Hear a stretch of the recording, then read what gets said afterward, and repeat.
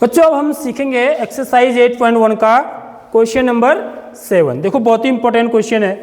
क्या कह रहा है, यदि cot थीटा बराबर 7/8 है तो 1 धन साइन थीटा गुणा 1 ऋण साइन थीटा बट्टे 1 धन कॉस थीटा गुणा 1 ऋण कॉस थीटा, और दूसरा cot वर्ग थीटा, क्या है cot वर्ग थीटा का मान ज्ञात कीजिए। cot वर्ग थीटा है, यहाँ पर जरा सा 2 नहीं दिख रहा है, तो इनका मान निकालना। तो ठीक वैसे है तो पुराने टाइप का ही क्वेश्चन है। ठीक, हमें क्या करना है, सबसे पहले हमें वही एक समकोण त्रिभुज बनाना है।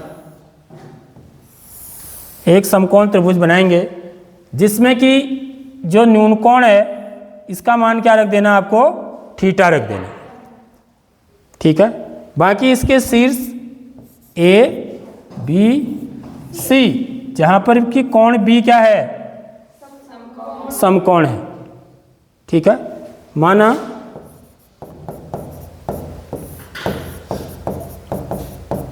समकोण त्रिभुज ए बी सी में कोण बी बराबर 90 अंश है और कोण ए बराबर क्या है बच्चों, थीटा है। ठीक है, कोण ए का नाम क्या है यहाँ पर, थीटा। तो यहाँ पर देखिए cot थीटा क्या चीज़ होती है। देखिए आपको दिया क्या है, इसमें प्रश्न में दिया है cot थीटा। तो cot किसका उल्टा होता है, tan का। tan क्या होता है, लंब बट्टे आधार। तो cot क्या होगा, आधार बट्टे लंब। तो आधार क्या होगा, ए बी। थीटा के लिए आधार क्या होगा, ए बी, और लंब क्या होगा, बी सी। ठीक, तो ये अनुपात किसके बराबर है, 7/8 के बराबर है। तो फिर वही करना है, माना ए बी बराबर 7x और बी सी बराबर 8x। तो कुछ बच्चों के दिमाग में ये प्रश्न उठता है कि यहाँ पर 7x या 8x क्यों लिया, सीधे 7 क्यों नहीं ले लिया। ठीक, जैसे उदाहरण के लिए मेरी उम्र कितनी साल है, माना 45 साल है, और मेरे पुत्र की उम्र कितने साल है, 15 साल है। ठीक है, यदि मेरे पुत्र की आयु है, ये फादर की आयु है, सन की आयु है, यदि इन दोनों की उम्र का अनुपात निकालें हम, ठीक है, तो ये कितना आएगा, 15/45। ठीक है, अनुपात का मतलब भिन्न, 15/45। 15 कम 15, 15 या 45 बराबर 1/3 बराबर 1 अनुपात। तो ये इसका मतलब हुआ कि सन अपॉन फादर, सन की एज बट्टे फादर की एज बराबर 1/3। तो क्या मैं यहाँ पर सन 1 साल का और फादर 3 साल का, फादर बराबर 3 साल का, सन की उम्र बराबर 1 साल, ऐसा लिख सकता हूँ क्या, नहीं लिख सकता। इनकी ये एक कांस्टेंट नंबर से दोनों मल्टीप्लाई हो रहे हैं। ये दोनों किससे मल्टीप्लाई हो रहे थे, 15 से। देख लो, एक नंबर से मल्टीप्लाई हो रहे थे ना, किससे, 15 से। तब सन की एज वास्तव में कितनी थी, 15 साल, 15 कम 15, और फादर की एज कितनी थी, 45 साल। लेकिन जब हम अनुपात कहीं पर दिया होता है तो वो सरलतम रूप में दिया होता है। सरलतम रूप का मतलब काट करके देखिए ऐसे। तो इसका मतलब मैं s बराबर 1 नहीं लिख सकता हूँ, 1x लिखना पड़ेगा मुझे। आगे बात समझ में, क्यों लिखना पड़ेगा, तो ये चीज़ आपको समझनी है। तो इसलिए यहाँ पर ए बी को हमने क्या लिया बच्चों, 7x, और बी सी को 8x। ठीक है, तो यहाँ पर भी लिख दो, ए बी कितना है, 7x, और ये कितना है, 8x। अब देखिए इस समकोण त्रिभुज में, क्योंकि मुझे साइन थीटा और कॉस थीटा के मान निकालने हैं, क्योंकि मुझे मान इसका निकालना है ना, यानी कि मुझे साइन थीटा का मान कितना होगा ये पता होना चाहिए, और कॉस थीटा का मान कितना होगा ये पता होना चाहिए। तो जब हम साइन थीटा का मान लिखते हैं तो साइन क्या होता है, लंब बट्टे कर्ण को बोलते हैं साइन। अर्थात मुझे कर्ण जरूर चाहिए, लंब तो पता है मुझे, 8x है, लेकिन कर्ण नहीं पता है। तो कर्ण हम निकालेंगे सबसे पहले पाइथागोरस प्रमेय से। तो इसलिए समकोण त्रिभुज ABC में पाइथागोरस प्रमेय से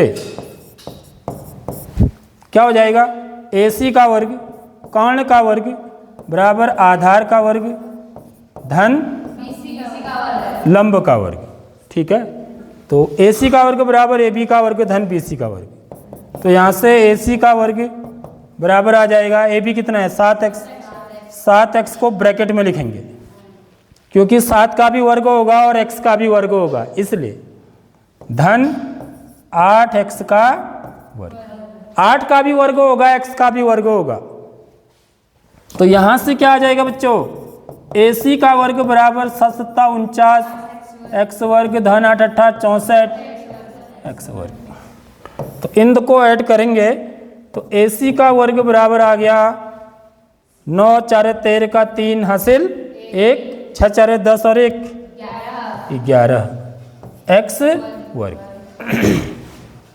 ठीक है, तो यहाँ से AC बराबर कितना आ जाएगा, वर्गमूल 113 x वर्ग। इसका मान कितना आएगा बताओ, जल्दी बताइए। x वर्गमूल 113। शाबाश, बिल्कुल सही बताया। x वर्ग का वर्गमूल 100 हो जाएगा।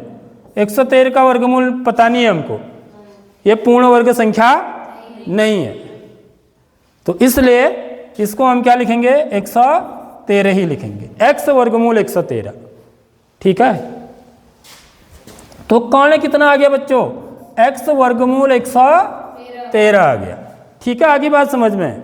अब मैं यहाँ से साइन थीटा का मान निकाल सकता हूँ क्योंकि अब मुझे आधार भी पता है, लंब भी पता है, कर्ण भी पता है। तो इसलिए साइन थीटा बराबर लंब बट्टे कर्ण, यानी कि BC बट्टे AC। तो BC का मान कितना है 8x बट्टे AC कितना है x वर्गमूल 113। x से x एक बार कैंसिल हो गया तो यह आ गया 8 बट्टे वर्गमूल 113। और cos थीटा की वैल्यू क्या आ जाएगी, cos क्या होता है आधार बट्टे कर्ण, यानी कि AB बट्टे AC। तो AB का मान कितना है 7x बट्टे x वर्गमूल 113, x से x कैंसिल एक बार तो 7 बट्टे वर्गमूल 113। तो इतनी बात आ गई समझ में। तो बच्चों अब हमारा फर्स्ट पार्ट हम करेंगे। अब हमने सारे त्रिकोणमितीय अनुपात जो हमको ज़रूरत थी साइन और कॉस वो निकाल लिए हैं। इसके बाद फर्स्ट पार्ट है 1 धन साइन थीटा गुणा 1 ऋण साइन थीटा बट्टे 1 धन कॉस थीटा गुणा 1 ऋण कॉस थीटा। तो अब यहाँ पर हम मान रख देंगे इसका 1 धन साइन थीटा की जगह पर 8 बट्टे वर्गमूल 113, 1 ऋण 8 बट्टे वर्गमूल 113। जहाँ भी साइन थीटा है वहाँ पर 8 बट्टे वर्गमूल 13 लिख देना बट्टे। ठीक है, वैसे ये जो चीज़ है ये यहाँ पर लगनी चाहिए, हाँ ऐसे। ठीक है, इस बात का ध्यान रखिए। वैसे ही क्या 1 धन कॉस थीटा 7 बट्टे वर्गमूल 113, 1 ऋण 7 बट्टे वर्गमूल 113। अब देखिए यहाँ से हम इसको कैसे करेंगे आगे। यहाँ से एक चीज़ आप देखेंगे कि ये एक सर्व समीका है हमारी। ठीक है, क्या a धन b गुणा a ऋण b बराबर क्या होता है बच्चों, a वर्ग ऋण b वर्ग होता है। देखो यहाँ पर सेम चीज़ आ रही है, देखो a की जगह पर 1, b की जगह पर 8 बट्टे वर्गमूल 113। तो 1 धन 8 बट्टे वर्गमूल 113, 1 ऋण 8 बट्टे वर्गमूल 113। समझ रहे हो नहीं समझ रहे हो, यानी कि a धन b a ऋण b बराबर a वर्ग ऋण b वर्ग। तो ये क्या हो जाएगा बराबर 1 का वर्ग ऋण 8 बट्टे वर्गमूल 113 वर्गमूल 113 का वर्ग। ठीक है, आगे बात समझ में है। ऐसे ही नीचे भी नीचे भी सेम वही हो रहा है। ठीक है, 1 धन 7 बट्टे वर्गमूल 113, 1 का वर्ग ऋण 7 बट्टे वर्गमूल 113 का वर्ग। तो अब ये कितना आ जाएगा, देखिए ये आ जाएगा हमारा बराबर 1 ऋण 7, 8 का वर्ग कितना हो गया 64 बट्टे वर्गमूल 113 का वर्ग 113 बट्टे 1 ऋण 7 का वर्ग 49 बट्टे ये भी कितना हो जाएगा 113। इतनी बात आ गई समझ में। अब क्या है, भिन्न का घटाना। देखो समझ रहे हो बात, इनका लॉसो लेंगे ऊपर वाले का तो कितना आएगा 113। 1 का भाग 113 में 113 बार 113 को 1 से गुणा करेंगे 113 ऋण 113 का भाग 113 में 1 बार, तो ये क्या हो जाएगा 64। ठीक है, और टोटल के बट्टे ये वाला बराबर यहाँ आएगा। ठीक है, टोटल का बट्टे क्या हो जाएगा 113 ऋण 49, ठीक उसी प्रकार से बट्टे 113। ठीक है, आगे बात समझ में, ये बात समझ में आ गई।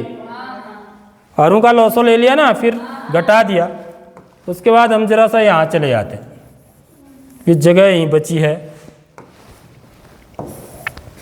तो बच्चों अब क्या आ जाएगा, देखिए 113 में से 64 को कम करेंगे, 13 में से 4 कम करेंगे, कितना आएगा 9, 9 4 13 होता है ना, 13 में से 4 कम किया 9, यहाँ पर कितना रहा 10, 10 में से 6 कम किया 4, 49/113 बट्टे 113 में से 49 कम करेंगे, 13 में से 9 कम किया 4, यहाँ पर कितना रहा 0, 10 में से 4 कम करेंगे 6, 64/113। आगे बात समझ में, ए बट्टे बी बट्टे सी बट्टे डी। ठीक है, भिन्न का भाग आ गया है, यह भिन्न भागा ये भिन्न, तो भाग को किस में बदल देते हैं गुणा में, तो ये क्या हो जाएगा 49/113 इंटू 113/64। ये पीछे वाली भिन्न पलट जाएगी, 113 से 113 कट गया एक बार, तो क्या बचा मेरा बच्चों 49/64। ठीक है, 49/64 कटता है किसी से है नहीं कटता है, तो यही आंसर हो जाएगा मेरा। ठीक है, समझ आ गई बात। ऐसे ही इसका सेकंड पार्ट है, देखिए कॉट वर्ग थीटा कह रहा है बच्चों है। ठीक है, इसको यहीं पर ही निकाला जा सकता है। सेकंड पार्ट में क्या कह रहा है हमसे, कॉट वर्ग थीटा।